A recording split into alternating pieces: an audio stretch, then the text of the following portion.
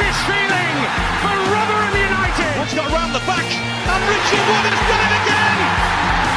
It's done. It's Georgie Kelly.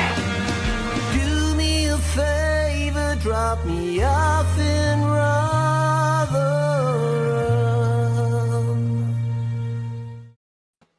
Hello, everybody. Welcome back to New York Talk. This is the Rotherham United podcast, and it's another defeat. 2 out of 3 is bad, as it turns out. That's what it is so far this season for Rotherham United. We'll pick through yesterday. I think we'll struggle to find anything positive from yesterday, but we'll see what we can find, and then we'll pick apart what was a typically bad day in Wales, because our record in Wales is dreadful. Mick's back with us. How you doing, Mick? All right, I suppose. It's not been a great footballing weekend, has it? Let's be honest. No, we're not buzzing about Premier League being back and VAR getting involved and all that. Is that not exciting? Like I said, it's not been a very good weekend for football, has it? No. And Steve's back. How you doing, Steve? Oh, all right, sir. I'm just sticking on the cricket for the time being. Yeah, you do right. Martin's Holland with us, as if YouTube viewers of Graham Lindley. Paula Rhodes says, evening, recovering from 3 away matches in a week, a 15-hour round trip for her yesterday. Disappointing performance. Sarah Ogden adding, evening all yesterday was a really, really long day with not much reward. Miller 66, good evening. Everybody, yet another away defeat. When are we going to start and show some grit away and not just give in when we go goal down? John Hinchcliffe's with us, as is Richard. Matt the Miller wants to talk about car parks tonight. I'm sure we can. You've got it. I've got loads saved up. Harry says, how dare Matt Hamshill lose 2 out of his 3 games this season with a new team? Steve Gauntlet's with us, as is John Morrell, Jeremy Wilkinson, Nick Newson. There's loads of people with us tonight. Thank you all for being here. John Morrell says, speak for yourself, Mick. He's had a great weekend football. Yeah, all right, John. All right. The Flimp says, evening all, joining halfway through a 10k run up the Millers. Thank you for joining us. Get them knees up. Yeah. How's that going to work, Flimp? What do you mean? You're How's that listening. working? Are we on a treadmill? What are we doing here? Let us know. And if you're not on a treadmill and you're out and about, you pass any car parks, we'll send you a link. You can join live. Just glad we can't hear him panting.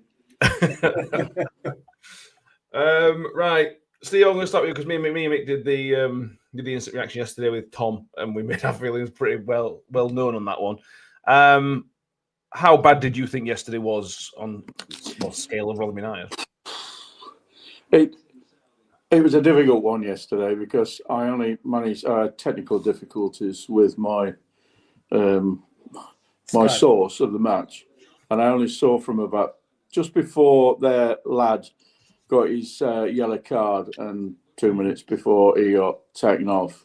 And I thought we did all right actually for 5 or 10 minutes after that, and then we conceded a goal, and I had that horrible feeling that I got most of last season, which is, well, that's it, the game's done. And so it proved, because the second half was just a mess. I mean, it's playing with me head and heart, because I know sensibly, and I've said that I'll judge this in October, really. But my heart's saying, God, this is bad. This is really hefty to watch. So I just try and ignore it and wait for the next game. I'm already looking forward to the next game, which is Wigan next week. Then we got the Doncaster match. A lot of people seem to be scared of the Doncaster match. Well, at some stage, we're going to click. We're going to get enough players back. And some of these players are going to realise that they have to start running around a bit harder than they are. And that's what disappointed me, was there just seemed to be, again, no dynamism, no pace, just nothing to hang your hat on, frankly. We never looked like scoring. But that was equal of one of the worst last year, I think. So that's my view on it. Yeah. How's your view changed, Mick? Like I said, we did it yesterday, just literally straight after the game had finished. We were all very upset at this and angry, and everything that comes along with getting a humbling. Does your views match up with what Steve just said as well? Well, it hasn't changed very much from yesterday, I'm not going to lie. It was just poor from not from minute one, because there were periods within that first half where we were in the game and we did show certain amounts of quality, in inverted commas. I don't know whether that's a bit of a strong word, but overall it was really, really poor. What's really disappointing, is we don't seem to be able to keep hold of the ball. We don't seem to want to keep hold of the ball. And when we have got the ball, the options for the player on the ball are minimal, if any at all. There's the movement is really, really poor. And I'm really disappointed in that. I expected a lot more. But it is early days. And despite what people say, I was going to go through YouTube this afternoon and look at what we were saying 3 games in last season, just to get a feel for it. And I'm sure we were probably saying the same things. I may well have been saying some other things, but they were generally unrelated to the performances, which were pretty much the same. So it's disappointing, but there are big differences between this season and last as well. So, we've got to focus on them, I think. Yeah, we have. There's lots of comments, as you'd expect, so we'll go through some of them. The film says on the Transpennine Trail, so no car parks on that one, sadly. Phil says a mirror image of the way Paul once set up away from home in the Championship. It didn't work then, it won't work now. There's no new philosophy in the way we approach the game. Darren Cook is not having shots game after game is very disturbing. Scott Kent says total lack of willingness to fight after going behind is shocking to see. Whoops Daisy says first half it was not an embarrassment, but the second half showed we can't play against teams who string 3 or 4 passes together. We just went out into a fluster and completely lost it. Fishman thinks he'll turn it round. Nick Newsham says Matt Hamshaw says it's on him and not the players. On this, I don't agree. Certain players, all from last season, are not showing the way and letting the team down. And that's something I want to come on to, Steve, that if Lenny makes a mistake or Denzel Hall makes a mistake or Martha, because they're kind of new, we can all accept that it's fine. It's not fine, but we understand it. When it's Jordan Hugill and yesterday Liam Kelly kind of not doing it, and Sean Raggett as well and Zach Jules, that makes it even more frustrating. And that's why, for me, I know I agree with Nick. He said, not on the players. That's on those experienced players. They've got to step up, and they didn't step up last week, particularly against Stevenage, and they certainly didn't step up yesterday. Yeah, it's pretty obvious, to be quite honest. I mean, just take the, I know we'll get onto this second goal, but the Raggett thing was a microcosm. I mean, he played it across the penalty area, and I watched it again this morning, and I don't know what's happened to Jules, but he's slower and more cumbersome and more hesitant than he was last season. And I thought he was pretty good last season at times. So, it's disappointing. And Hugo flatters to deceive. I mean, he does some good things, but usually in our own box. And he just slows the team down because nothing ever really results from what he does. But is that because there's nobody around him at the time? It's a real conundrum in my head. I can't work some of this out at all as to why we look so lacklustre. But as you say, the main positives are the young lads who look to have a bit about them. And it's a real worry that Lenny's been taken off. Yeah. But, the others have got a bit of pace about them, a bit of vitality. We'll get on to Dan Gore, I'm sure, at some stage. But, yeah, I mean, I don't know what else to say about that. It's got me flummoxed a bit. Yeah, Sean H says about we'll talk about the press, all that high-intensity running in pre-season. The team don't want to run with any urgency during the games. The lack of willingness to close players down and walk around 3 games in. So this kind of comes onto the press, Mick, which...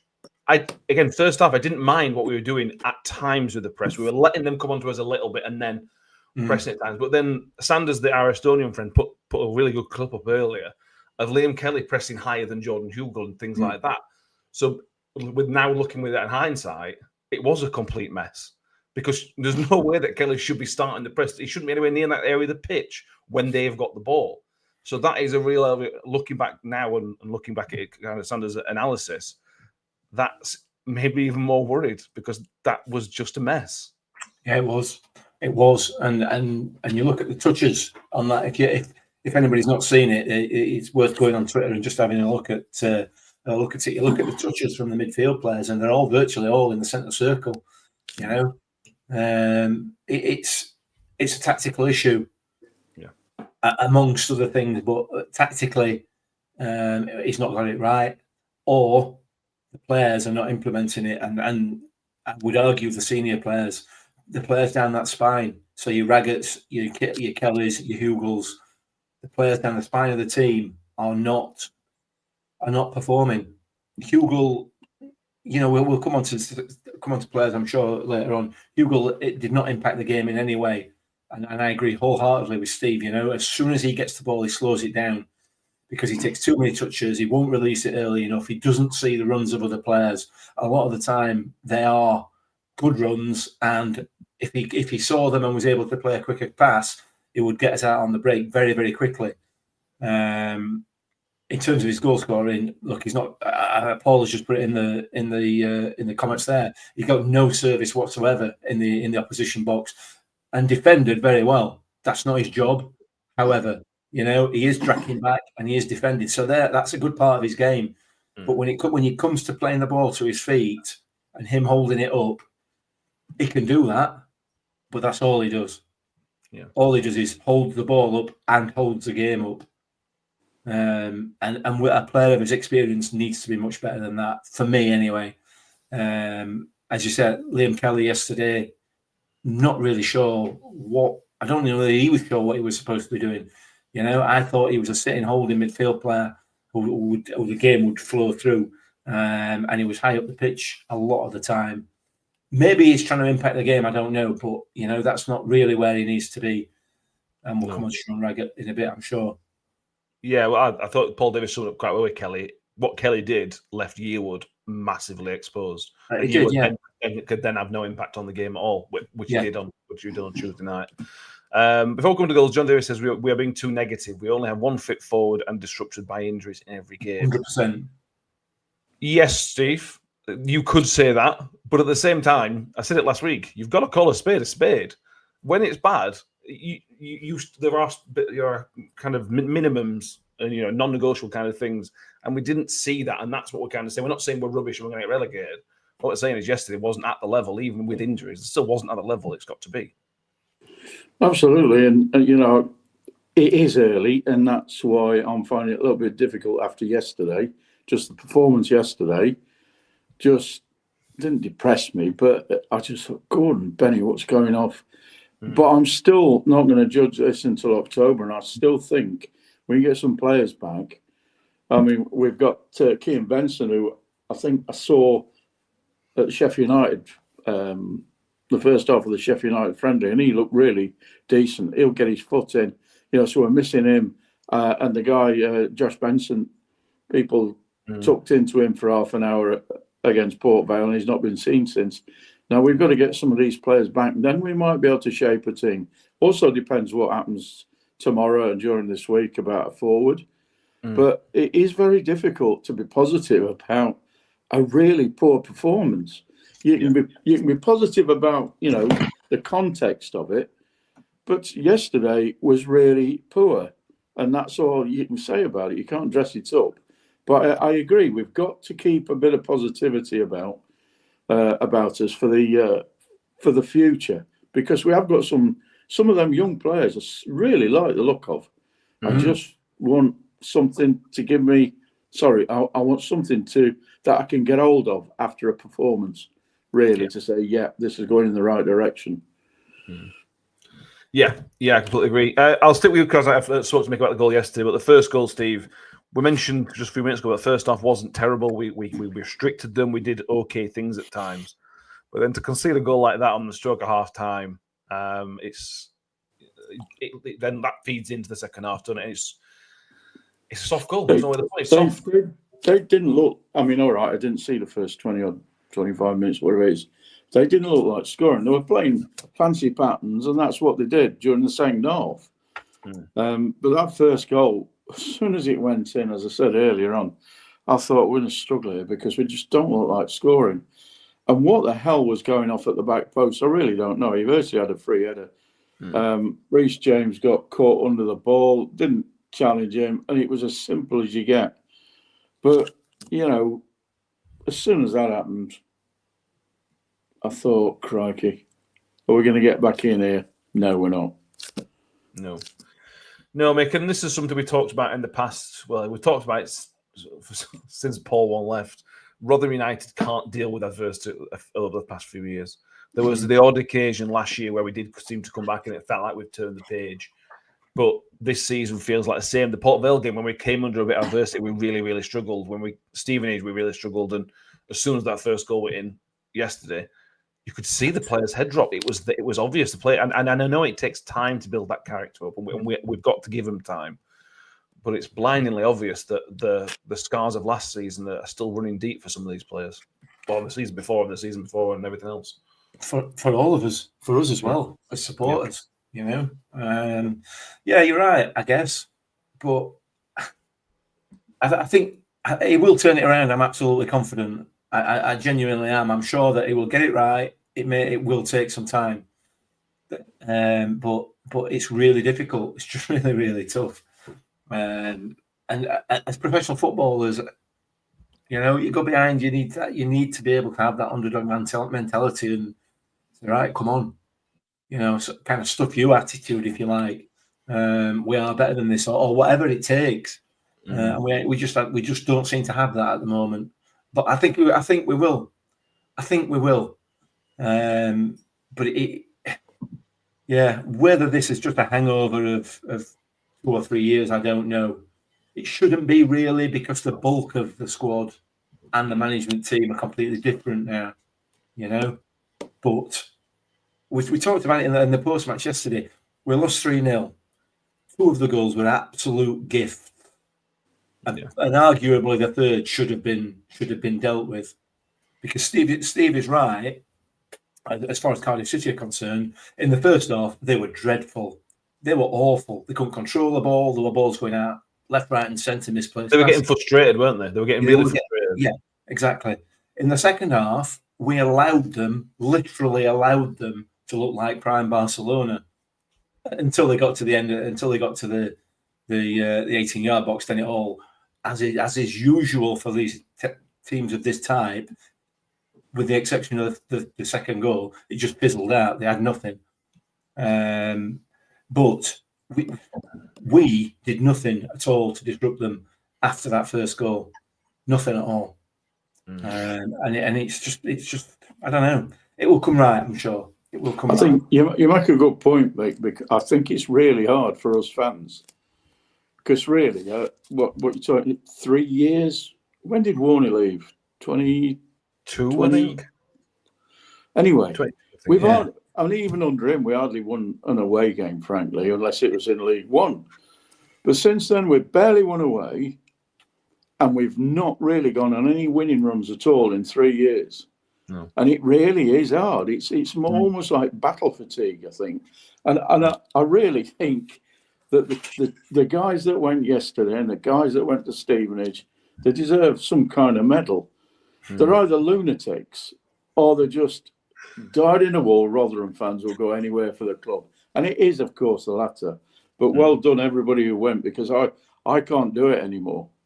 I can't face going to Cardiff, knowing that we're going to lose. And that after the last 3 years, and then having to come back with the 3-0 in my back pocket. It is hard work for the fans. And I think that's partly where the frustration comes from online, a lot of it. And, you know, then it gets abusive towards the management and the ownership and so on and so forth. We've got to let this breathe, I think, because I agree with Mick. There are signs that, you know, we could have a decent team here. We've just got to let it settle a bit. Yeah, we have. Harry asked when was the last time we won 3 in a row. It was last season. We won 3 in a row 3 times last year. But they were all followed by defeats, 3 wins, and then straight away you lose in the next game. So it doesn't even feel like a run. You know, if you go 5 or 6 games unbeaten, even if you don't win all those, there's still that something there, which is, well, it's tiring. It's exhausting being a Rotherham fan at the minute.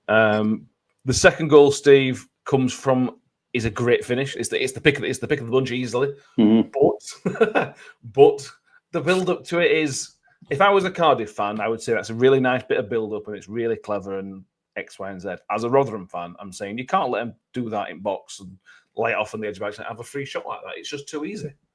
Nobody went with him. No. So he was laid off, but nobody went with him. So he had a lovely chance. And it was a tremendous hit. I mean, some people are saying that, Cameron Dawson should have got it, but there's no chance. I mean, why didn't he dive? Well, he didn't dive because it was past him before he could even think of diving. Yeah. It was just a top-class strike. But I agree with you. It should never have got to him to be able to hit that in. Because, again, they were playing in and around our full-backs and wing-backs and central defenders right in that corner. And none of our guys seemed to put a foot in. So, yeah, I'll tell you that I actually missed that goal because I nodded off during the half-time interval and woke up and it was 2-0. There you go. I don't know what to say. Embarrassed myself. Yeah. Then the third goal, Mick, which is just Go on, mate. Calamity. I thought of you.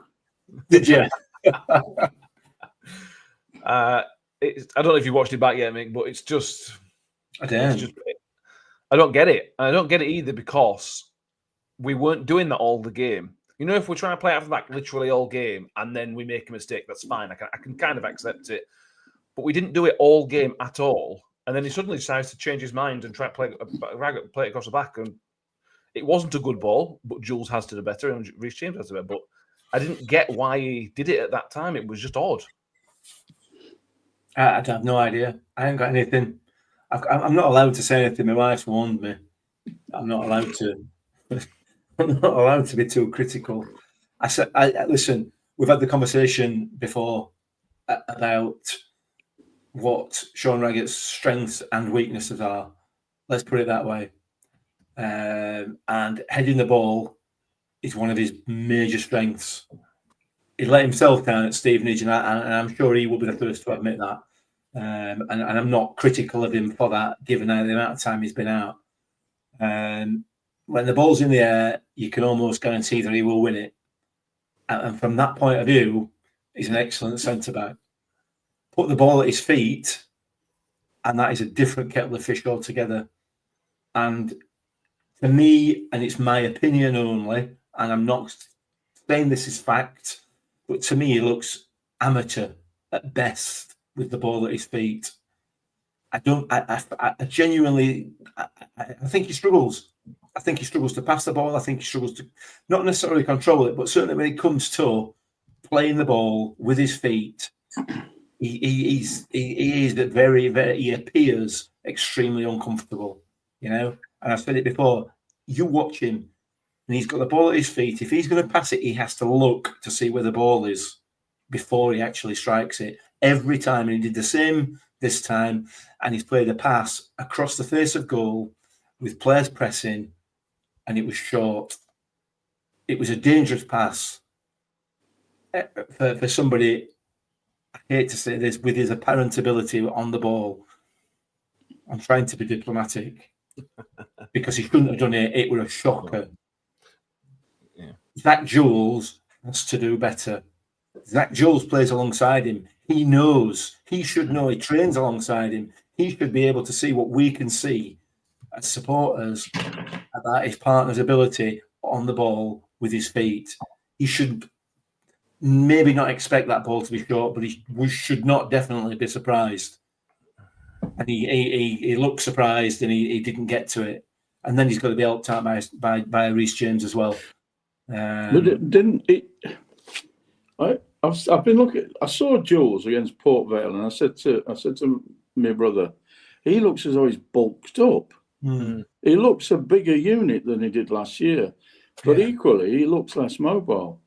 Yeah, and when Raggett played that pass, he kind of hesitated. He hesitated. He didn't go to the ball, and the ball just ran past him, and we were, in trouble straight away. So Jules, I'm a bit concerned about because he don't look. I thought he was a good player last season. Yeah. But he just looks a bit cumbersome, a bit hesitant this season. Because he should have cleared up Raggett's mess there, frankly. If it had been on his front foot. Yeah. Yeah, I completely agree. But Jules was one of the players I was going into this season thinking, well, Hacks has gone, Humphries has gone. We can hang his hat on that, Jules. Yeah. We'll be all right with him. And he's not at the start that we expect. I seem to recall, with the greatest respect to Zach Jules, I'm not convinced he might not be a bit of a Richard Wood type that needs 3 or 4 games to get into the swing of it, because I seem to recall when he came in last season, he was a little bit iffy to start with, and then he found his feet. Maybe, I don't know. Yeah, I'm going to hang me out on that one. So something to look forward to there. Fingers crossed. Exactly. Yeah, exactly. That's Dave Carroll, Sunderland defending. I hope so. It was, and he cut that Colwell. Couldn't believe his look at back post, could he, Steve? He looked shocked that ball had come to him. He had a great game to be fair, and he deserved his goal, but he just couldn't believe his luck. Yeah, he was actually a constant thorn in the sides. Yeah, but there again, I could have put that one in. Yeah, that's fair. Nick Newsom says, who I imagine is the player leadership group are the ones who need to be out of the team when players are back, and I don't mean Rafferty. I wish he was playing instead of Raggett. And that was an interesting one, mate. You've made Joe Rafferty captain, and I get why you want to play Sean Raggett. But Lenny's been brilliant as well. He's a headed kick it kind of player. He'll give you that physicality if you want. Let's say it gives you physicality, which the other 3 don't as much. But Lenny's been great as a centre as 3, and Joe Rafferty's been pretty good. He's not put a foot wrong as a right centre back. I don't think it needed that change. Again, I get why he wants to play Raggett, but again, then maybe this is hindsight. I think he probably should have stuck with Rafferty, Lenny, and Jules. Yeah, 100%. I don't get why he brought Raggett in. I genuinely don't, because they're not a team. If he's done his homework, which he has, he knows the coach. They're not a team that necessarily bully you up front. They're a team that will try and play through you, you know. And that's what they did. That's what they did in the second half. They tried and failed most times. They only managed to do it once. And like I said, we gifted them the other 2. So I have no idea, because they are not a big physical side. They are not going to try and bully your defenders. So I thought Lenny looked a little bit out of place. He's far better in the middle. He's far better in the middle. And I don't get it. I don't. Did Paul Davis or someone, didn't he mention that he thought Rafa had a slight strain on his hamstring? Well, a couple of people are saying that they think Rafa so that's possibly the reason why. But he doesn't tend to risk players, does he? But by doing that, I mean, when I tuned in, I thought, where's Powell?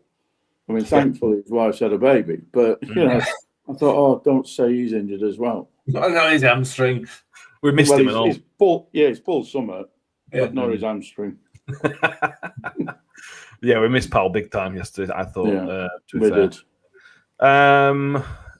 Steven's asked who the striker coming in with emergency. We don't know anything other than, I think Paul Davis said is a Premier League player. So I assume it's a young loanee coming in. That's as much as we know at this point. So we'll, but this time tomorrow we'll know. So hopefully we can have a look at who that's going to be. Let's talk about the non-red card, Mick, for their right back, left back. I can't remember which of us it was. Left back. Yeah. The referee bottled it, but having watched it back, I'm not convinced the first one was even a yellow card. The second one, where he got away with, was definitely a yellow card. But I think I don't think the referee had a good game. I thought there was some very, very dodgy yellow cards. But to defend the player, he shouldn't have been booked in the first place. It was very stop-start, wasn't it? Very stop-start in that first half, particularly. It wasn't a yellow card, the first one. I have no idea why he gave it. But he backed himself into a corner, didn't he? Yeah. And then bottled it. So poor performance that. For me, it was just a mistimed tackle. The first one didn't injure him; he just tripped him up. Arguably, I suppose you could say it got past him and he would have been able to cross the ball. So maybe I think that yellow card was extremely harsh. The first one, the second one, having given that first one, was absolutely 100% nailed on. And that is just bottling it. Yeah. He absolutely bottled it. So yeah, it's what you're getting at. You know, the problem is if you've given that first one, you've got to give the second one. You have to. You know, you made a mistake with the first one. That's fine, not a problem. You can't then make another one just to put it right. Changes the game. At 0-0, they're down to 10 men. Yeah, that does change the game, particularly at that stage of the game as well. You know, what is it, 25 minutes in, so something like that. So I'm not blaming the defeat on that, not by any stretch. I guess it will probably be reasonably easy to do that. However, you know, it's not about that. But yeah, poor, really poor that. But we've had him and again. The gaffer then took him off straight away. He knew. Well, he knew. He knew, didn't he? Yeah. And the referee knew. The referee knew. That's why he didn't give it. That's why he didn't get a yellow card. Because he knew. So, you know, just poor. Really poor.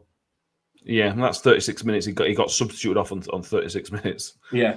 Which is obviously 5 or less than 10 minutes before the goal. Scott Kent took him off straight after. Tells you everything. Yeah, it does. But I'm going to sit and cry and moan about it because we're almost anyway, but that certainly doesn't help. It doesn't help. Look, I don't want to be too critical because, you know, we make mistakes, but you when you make the first mistake, you have to learn from it, don't you? Particularly in a game like that, in a game like football that's so dynamic, you know, you can't rest on one mistake that you made. So, anyway, change this game, that. He does, yeah. Dave Bez in the comments says, "What's happened to Kev tonight?" Kev was meant to come on today, but I think he had a big Saturday night. So we'll get Kev back on at some point when he's fully recovered. Well, let's pick out a bit of a positive though, Steve, because Dan Gore, we picked him as all and man of the matches yesterday, which wasn't hard.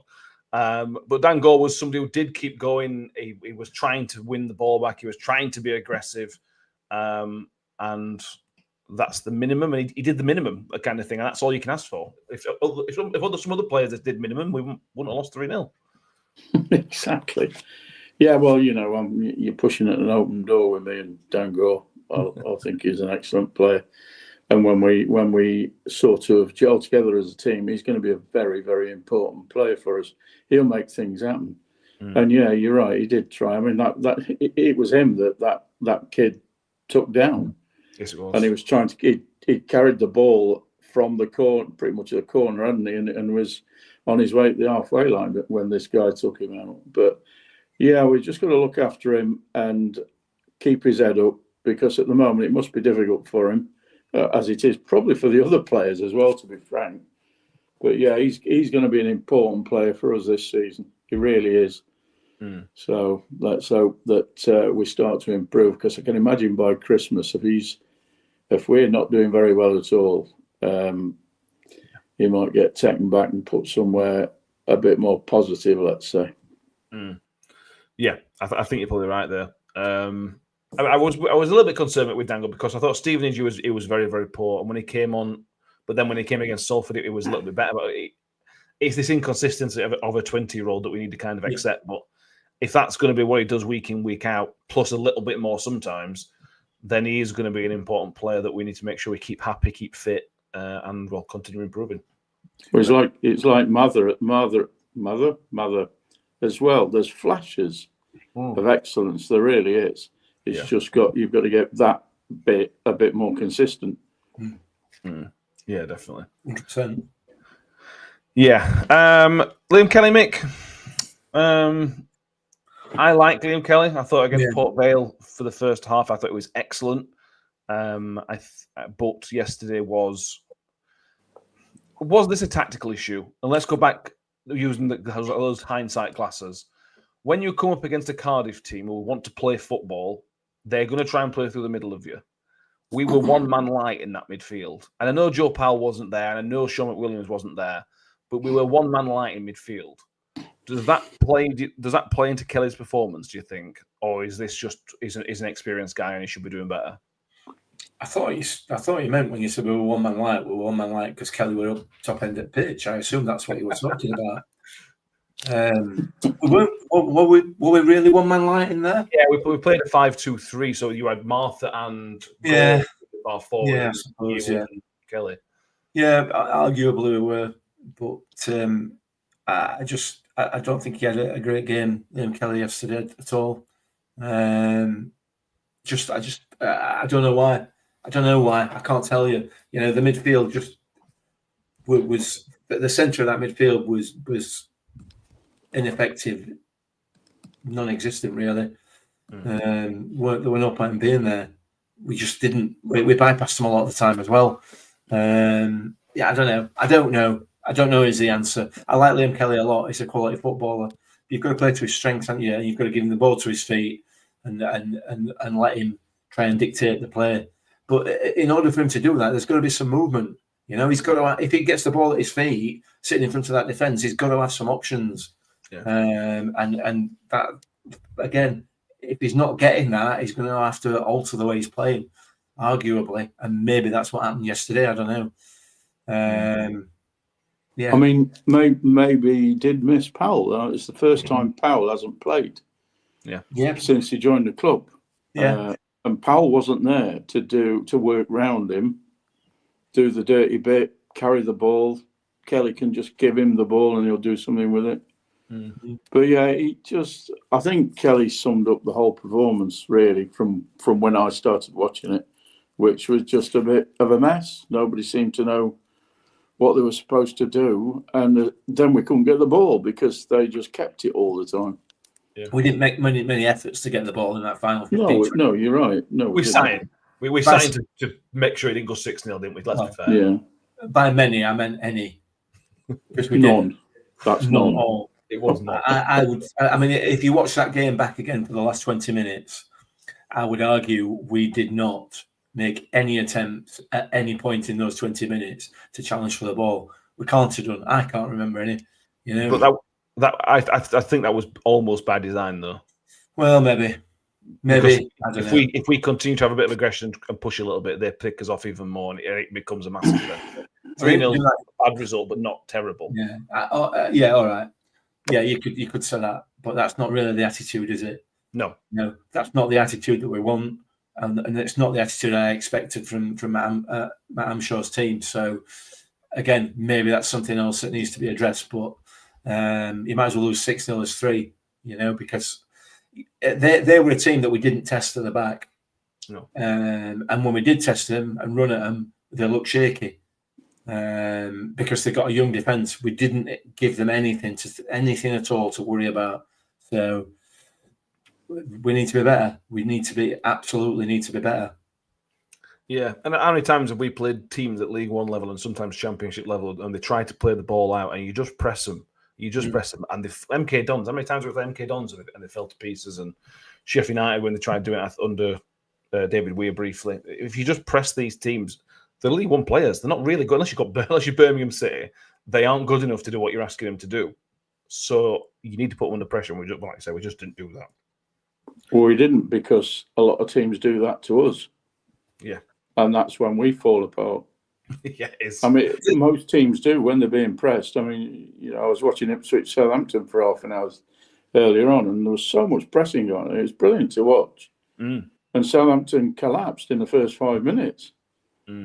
But that's where that was the change in the Port Vale game. They started pressing us hard, and we fell apart, and we've not really recovered since. This is the thing, you know. We've said this for I don't know how many years now.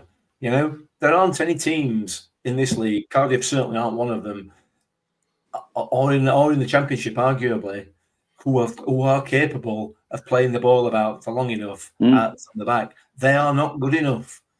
I know everybody tries it, but if you press effectively, they will make mistakes. If we'd have been able to press them effectively yesterday, we'd arguably won game because they've got a young defence, a new defence.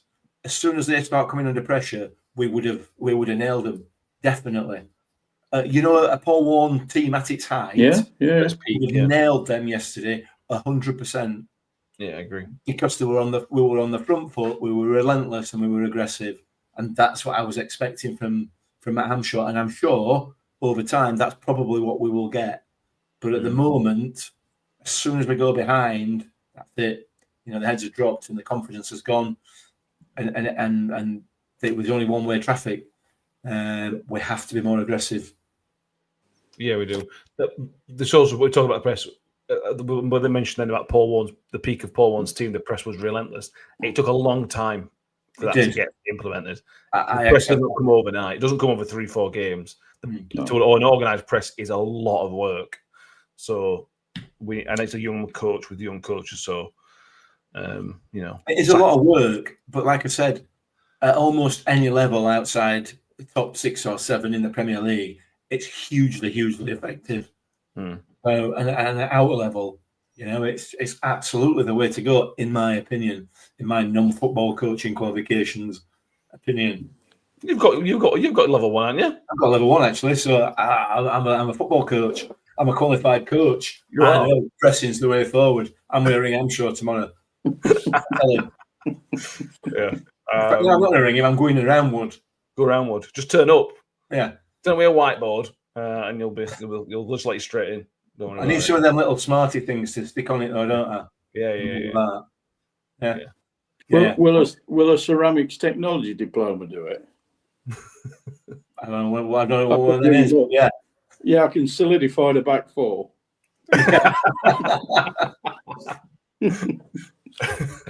Nicholas Little would ask about Spence. I don't know. I think Hampshire talked about the Donny game for him potentially, but Etete looks like he'll be fit next week. So maybe hopefully Spence is a bit ahead of schedule as well. So if you get Etete, Spence, and Powell, and whoever the strikers come in, you got 4 extra players instantly. That's me being positive. That's all I've got really. Another positive before we come on to a big negative. Harry says thought the subs looked bright when they came on. Coletta, he is going to be a player. Well, he's got to start him, hasn't he? Really? Yeah, definitely. I mean, he's the one that had the shot. 24.9% possession, one shot on target. And whenever he came on he come on against Salford. I think he did come on, didn't he? And he just suddenly got somebody running at people, and he's a big lad and all. You try and stop him. I like the look of him a lot. Again, yesterday I thought Mather was all right at times.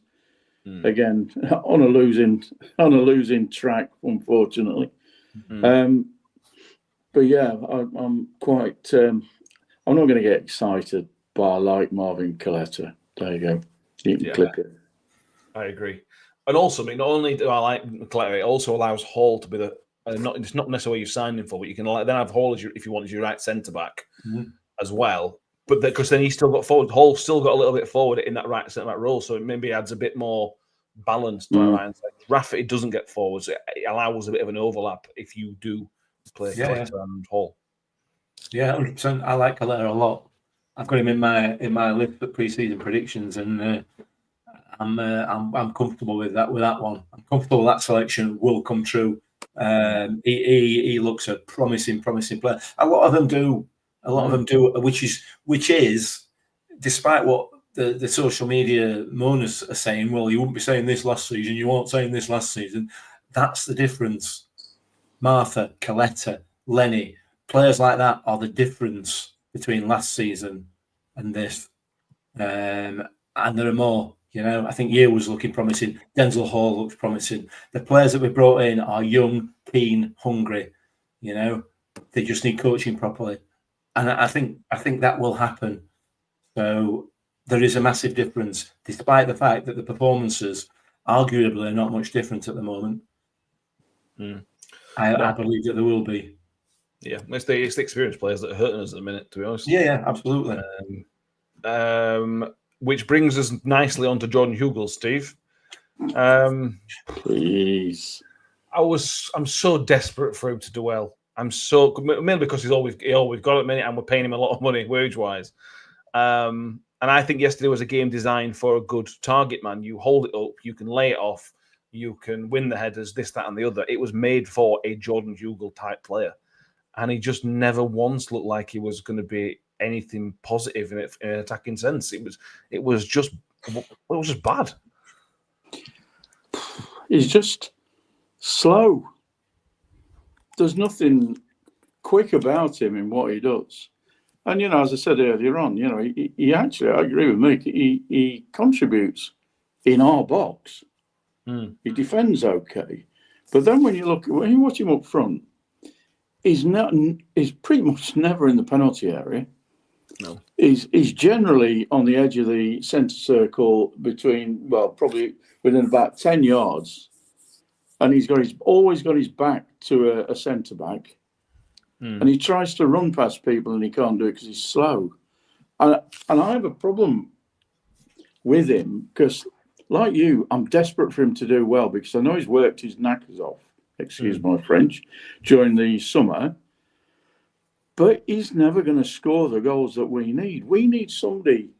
I mean, when you think we had Ladapo and Smith, and between them they got 30-odd goals, didn't they? Yeah. I can't imagine that we're going to get 3 from him. Yeah. Because he never gets anywhere near the net. And yes, there's the argument about the service, but he's part of giving himself the service. He's got to be quick in what he does. And we talked about pressing. I can't imagine him. He's just not good at pressing because he can't get there. He's still setting off by the time they've left. Yeah.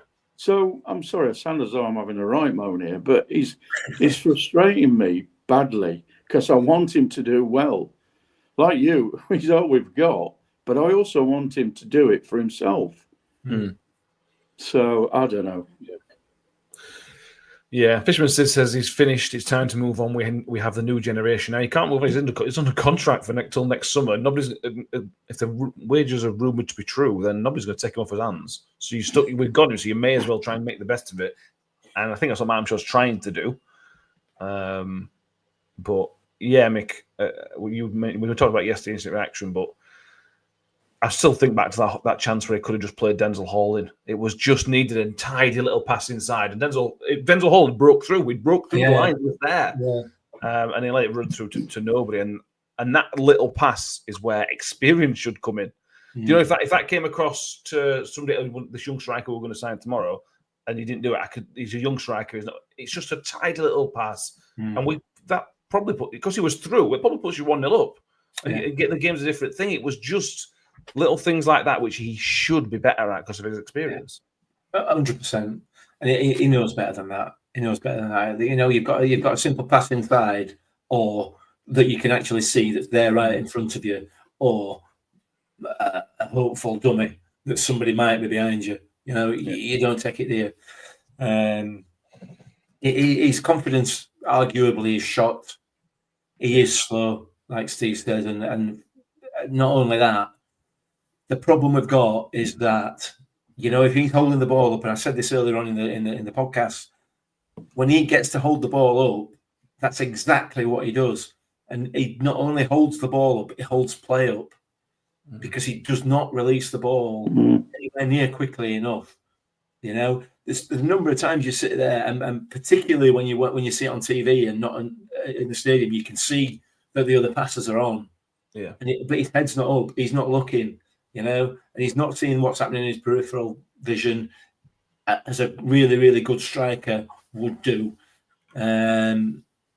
It's just disappointing. I'm the same as you guys. I just so want him to do well.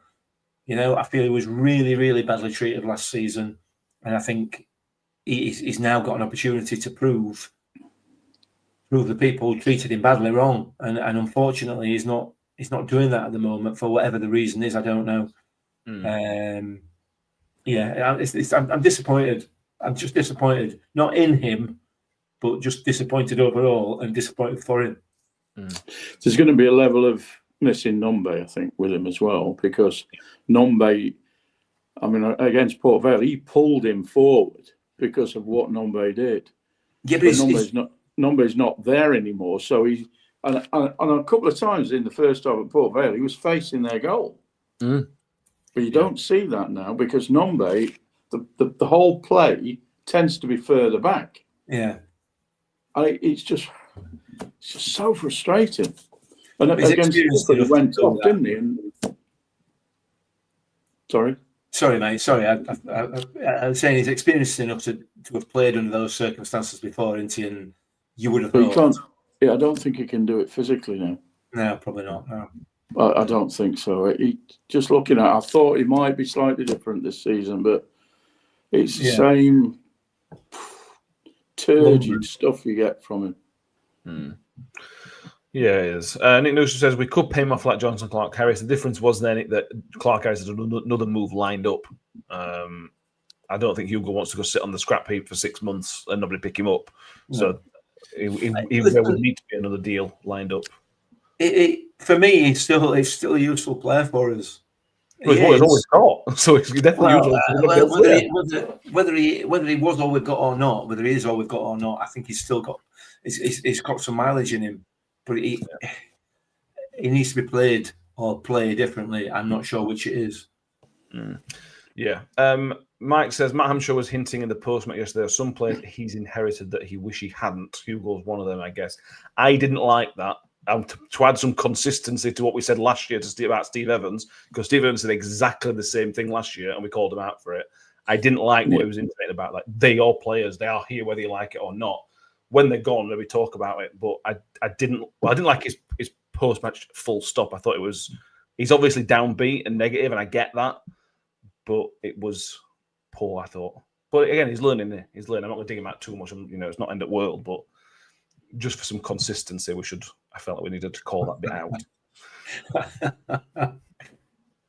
There you go. I agree with you. Mick, anything to add? I don't care. You don't care.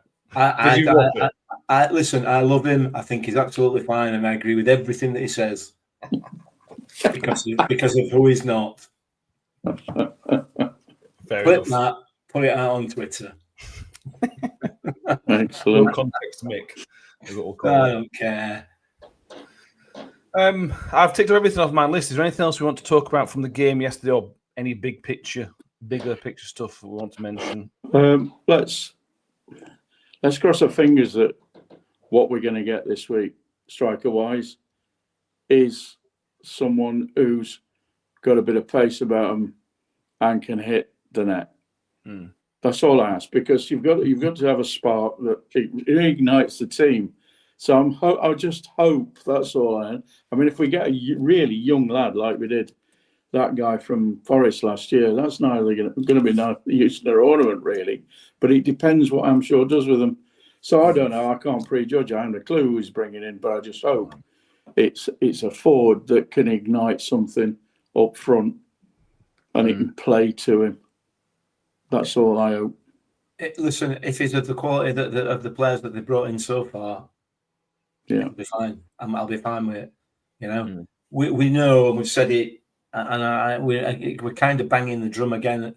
This is very, very, very, very early days of Matt Hampshire's tenure, And yes, I know before anybody says anything, 3 matches in, it was very early days last season as well.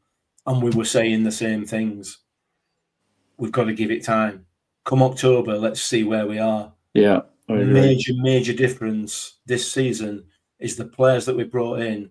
We can all see, almost unanimously agree that they are quality footballers, but they are young, they are inexperienced. It's going to take longer for them to gel than you would expect a bunch of experienced players to do. So it feels more positive. It feels a lot more positive, despite the fact that the performance level is not much different for me.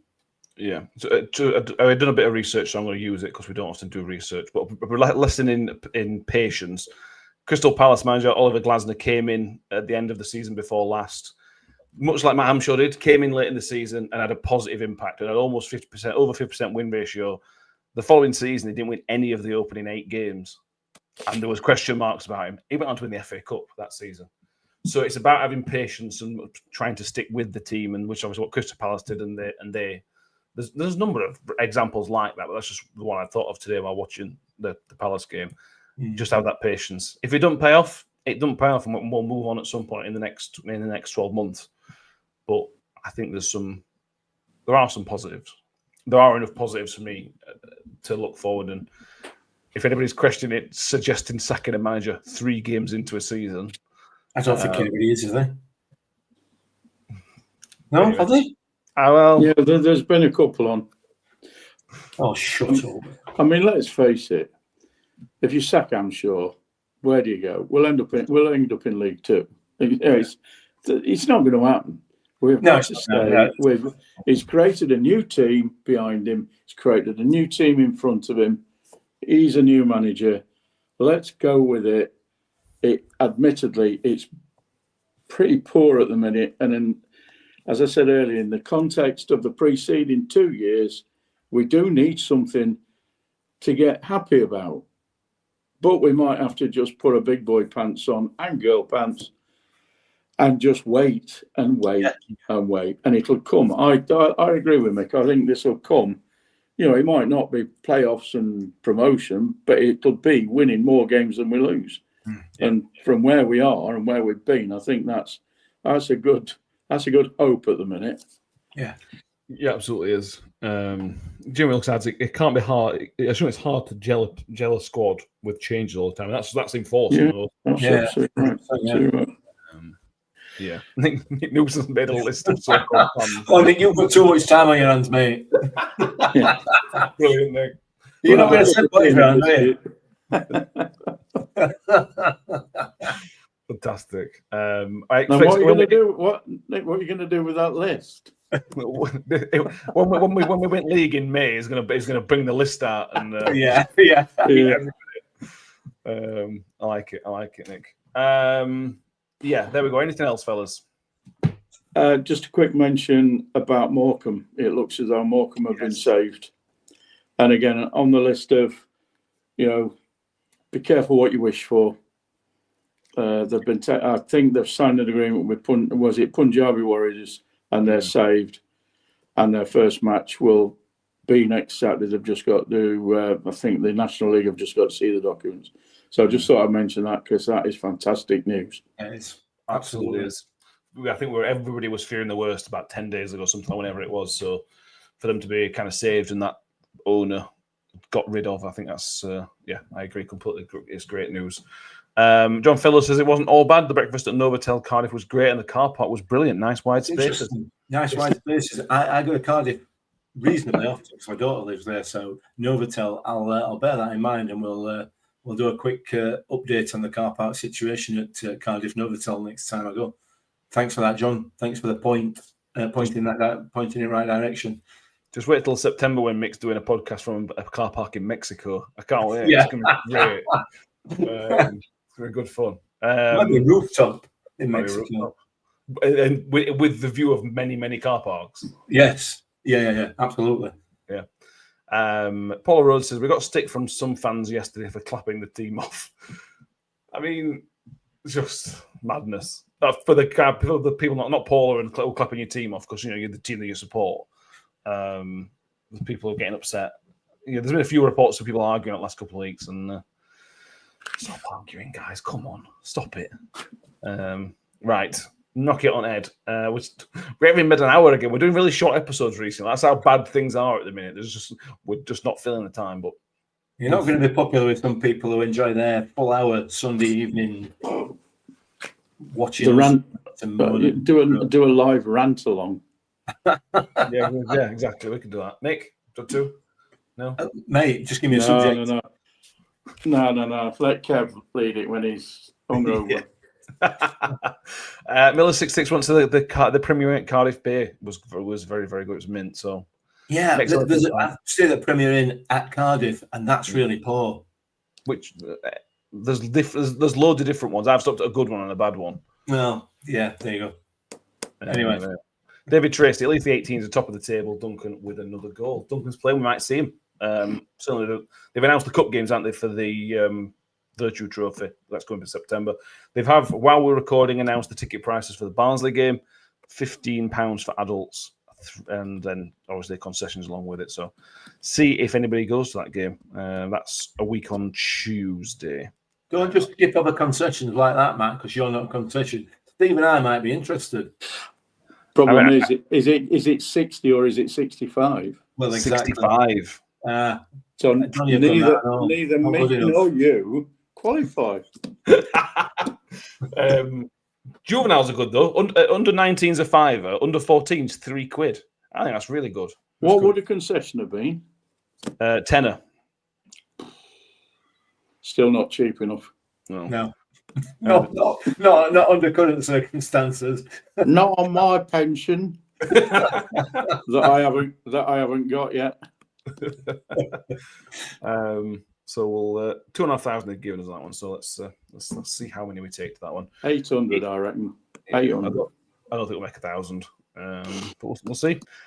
Make sure you have subscribed if you haven't done so already. We saw massive numbers for the instant reaction yesterday. You all seem to like negativity. But if you haven't checked out the instant reaction yesterday, go and look at it and go and look at the comments because there's some really oddly bitter Cardiff fans, which was weird. Really? Yeah, really weird. We were quite positive about them. Yeah, I thought so. I haven't looked. Have I been insulted? I'm very disappointed. Oh, good. You've been name checked a couple of times by some excellent. It must be some Welsh people because you upset Wrexham, didn't you, last year as well? So it must be a Welsh thing where they don't like you. Yeah. But yeah, anyway, go and check that out if you haven't done so already. Because it was popular, so go and check it out.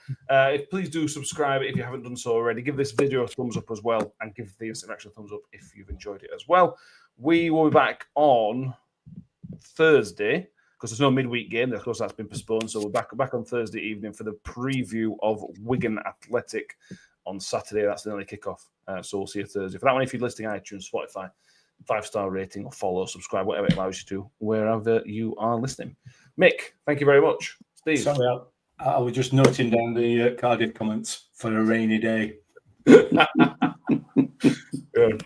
waiting for you in a car park, Mick. Then they know. We'll see you next time. Chocolate eggs. Yeah. Thank you all for watching. We'll see you next time. And as always, up the Millers. Up the Millers. Comes for more. 2 for Jensen, 2 for Rotherham. Shoots. Ravel. Vicious.